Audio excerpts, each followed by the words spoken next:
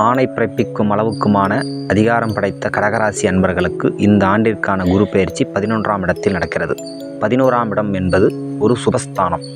சுப அசுப எந்த கிரகங்களாக இருந்தாலும் அங்கிருந்தால் நன்மைகள் செய்யும் என்பது ஒரு ஜோதிட விதி.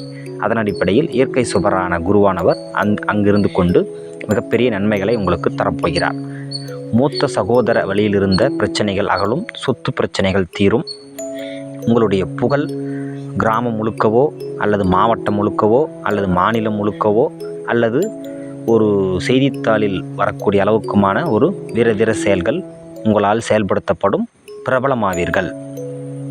11ஆம் இடத்தில் இருந்து கொண்டு 3, 5, 7 என்ற ஸ்தானங்களை பார்த்து புனிதப்படுத்துகிறார். அந்த வகையில் உங்களுடைய அனைத்து முயற்சிகளும் வெற்றியை தரும்.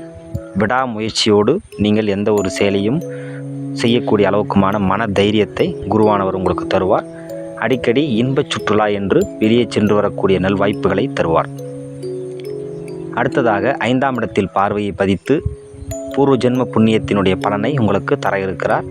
அதனால் தொட்டது துலங்கும், புத்திர வழியில் ஆதாயங்கள் உண்டு, குழந்தை பாக்கியம் சித்திக்கும், மேலும் சமூகத்தில் புகழ் கீர்த்தி அந்தஸ்து என்று உயரும். 7ஆம் இடத்தில் குருவினுடைய பார்வை பதிந்து கூட்டு தொழில் செய்து கொண்டிருப்பவர்களுக்கு மிகப்பெரிய ஆதாயங்களை, பங்குதாரர்களுக்கிடையே இருந்து வந்த மனக்கசப்புகள் நீங்கி தொழிலில் அடுத்த நிலைக்கு செல்வீர்கள். குடும்பத்தில் கணவன் மனைவியிடையே இருந்து வந்த பனிப்போர் விலகும், அந்யோன்யம் அதிகரிக்கும்.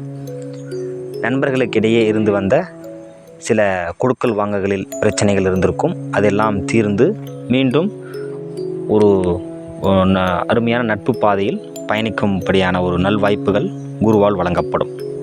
பரிகாரம் என்று வந்தால், பராமரிப்பு இல்லாத அவரவருடைய மத வழிபாட்டு தலங்கள், கோயில், மசூதிகள், பள்ளிவாசல்கள் மற்றும் தேவாலயங்கள், அதை பராமரித்து அதை புனரமைக்கும் பணியை செய்யுங்கள். அல்லது புனரமைப்பதற்கான உங்களால் முடிந்த உதவிகளை செய்து வந்தீர்களே என்றால் இந்த ஆண்டிற்கான குரு பெயர்ச்சி உங்களுக்கு மிகப்பெரிய நன்மைகளை வழங்கும்.